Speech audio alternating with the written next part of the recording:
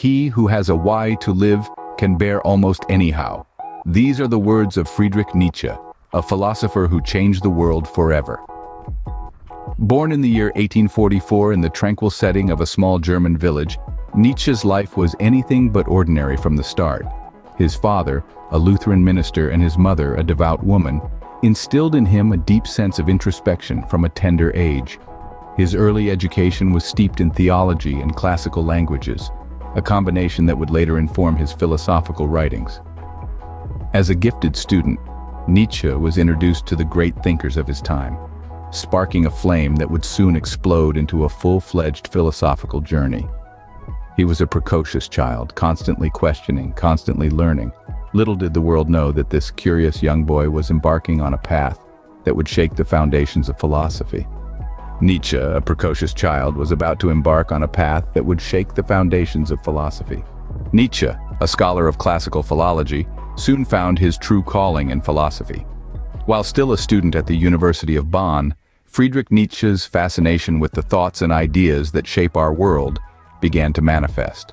This was a period of exploration and enlightenment for him, as he delved into the depths of human thought and intellect. After transferring to the University of Leipzig, Nietzsche's transformation truly began. Here he was introduced to the works of Arthur Schopenhauer, a philosopher known for his pessimistic worldview. Nietzsche was deeply moved by Schopenhauer's work, which led him to question the established norms of morality and truth. This was a turning point in his life, the moment when Friedrich Nietzsche, the philologist, began to give way to Friedrich Nietzsche, the philosopher. His early works, such as The Birth of Tragedy, bear witness to this transformation. They reflect his growing disillusionment with the conventional wisdom of his time. Nietzsche began to challenge the accepted notions of good and evil, truth and illusion. He started to form his unique perspective on the world, one that was radically different from that of his contemporaries. Nietzsche believed that the values and morals of society were not absolute truths, but rather constructs created by humans. He argued that these constructs often hindered the individual's pursuit of self-realization and personal growth. His philosophy was a call to break free from these societal constructs, to embrace our individuality, and to strive for personal excellence. His philosophy was not just a theoretical exploration of ideas. It was a call to action, a challenge to the status quo. Nietzsche wanted to shake the very foundations of society, to make people question their beliefs and values. He was not content with merely studying philosophy. He wanted to live it, to embody it. Nietzsche, the philosopher, was born, and he was ready to challenge the world. His journey had just begun, and there was no turning back.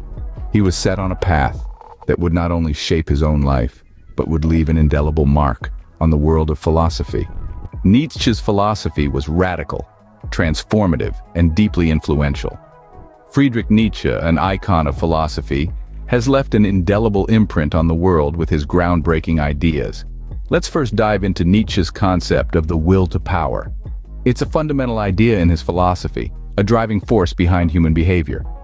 Nietzsche believed that the will to power is not just the desire for power in a political or physical sense, but rather, it's an inner drive that propels us to assert ourselves, to overcome obstacles, and to reach our potential. It's about striving, about becoming more than what we are. Next, we come to one of Nietzsche's most well-known proclamations, the death of God. By this, Nietzsche didn't mean a literal death, but rather the decline of the influence of Christian values in Western society. He saw this shift as liberating, but also as a source of existential angst. Without these guiding principles, Nietzsche believed that we are left to grapple with the stark realities of life, including its inherent suffering and meaninglessness. In response to this existential crisis, Nietzsche proposed the concept of eternal recurrence, a thought experiment that asks us to imagine our lives repeating infinitely, exactly as they are. Nietzsche believed that embracing this concept could help us live more fully and authentically. If we truly loved our lives, we would wish for them to recur eternally, without change. Nietzsche's critique of morality is another cornerstone of his philosophy. He challenged the conventional notions of good and evil, arguing that they were simplistic and often served to suppress the will to power. Instead, he proposed a re-evaluation of all values, encouraging us to create our own moral codes based on our individual wills to power. His philosophy was not without controversy, often misunderstood and misinterpreted. Critics argue that his ideas can lead to moral relativism, and his concept of the will to power has been accused of promoting a survival of the fittest mentality. However, Nietzsche never advocated for the abandonment of all morality, but rather for a rethinking and redefining of it. Nietzsche's philosophy, complex and controversial, continues to provoke thought and challenge our understanding of existence. His ideas, from the will to power to the death of God, from eternal recurrence to his critique of morality, serve as a mirror in which we can reflect on our own lives and values. They invite us to question, to challenge, and to seek our own truth. They remind us that life is a journey, a constant striving towards becoming who we truly are. Nietzsche's philosophy, which shook the world and continues to do so, is a testament to the power of thought, the courage of questioning, and the beauty of becoming. Nietzsche's philosophy, complex and controversial, continues to provoke thought and challenge our understanding of existence. Despite his controversial views, Nietzsche's philosophy has had a profound impact on a wide range of fields. Just imagine a philosopher so influential that his thoughts permeate nearly every sphere of our intellectual life. Nietzsche is that philosopher. His bold ideas have shaped psychology, literature, arts, and politics. Let's delve into each of these areas and see how Nietzsche's philosophy has made its mark. In the realm of psychology, Nietzsche's concept of the will to power has influenced many thinkers, including the renowned psychologist Carl Jung. Jung drew upon Nietzsche's idea to develop his theory of individuation, emphasizing the importance of self-realization and urging us to confront our innermost fears and desires. Then there's literature. Nietzsche's works have inspired countless writers, from Thomas Mann to Albert Camus. His exploration of themes like existentialism and the death of God has provided fodder for many a plotline, challenging authors to grapple with the complexities of the human condition. When it comes to the arts, Nietzsche's philosophy has been a source of inspiration for many artists. His idea of life as an aesthetic phenomenon has encouraged artists to see beauty in the mundane and express their unique perspectives on reality. And let's not forget politics. Nietzsche's philosophy has informed many political theories and movements. His critique of herd mentality and his emphasis on individuality have sparked debates on the role of the individual in society. His thoughts have even found resonance in the realm of international relations, shaping our understanding of power dynamics and state behavior. But the influence of Nietzsche's philosophy is not confined to these areas alone. It extends much further, leaving its imprint on theology, cultural studies, and even popular culture. Just think about it. From the psychoanalyst's couch to the artist's canvas, from the writer's desk to the politician's podium, Nietzsche's philosophy is everywhere. Nietzsche's influence spans across centuries and disciplines, a testament to the power of his thinking. Friedrich Nietzsche, a man ahead of his time, left a legacy that continues to shape our world. This German philosopher, who dared to challenge the established norms, left behind a body of work that has been both celebrated and controversial. His ideas, his words, are not just a part of philosophical discourse, they're a part of our collective consciousness. His philosophy, often misunderstood, has been interpreted in various ways. Some saw Nietzsche as a nihilist, a label he himself rejected. His proclamation of God is dead was not a celebration of atheism, but rather a critique of how society had replaced divine value with empty secular values. He was a critic of herd mentality, of blind faith, of the unexamined life. His concept of the Übermensch, the overman, has been misinterpreted too. He wasn't advocating for a master race, but for individuals who are able to create their own values, independent of societal norms. Individuals who, in his words, become who they are. In the years following his death, Nietzsche's philosophy was unfortunately co-opted by the Nazis, tainting his legacy temporarily. But in the post-war years, his work was revisited, reinterpreted, and reclaimed.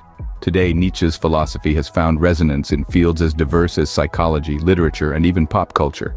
His ideas about existentialism, about the will to power, about individualism, continue to provoke thought and debate. His philosophy is not just about understanding the world, but about changing it.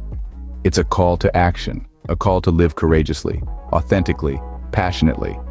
It's a call to question, to think, to dare.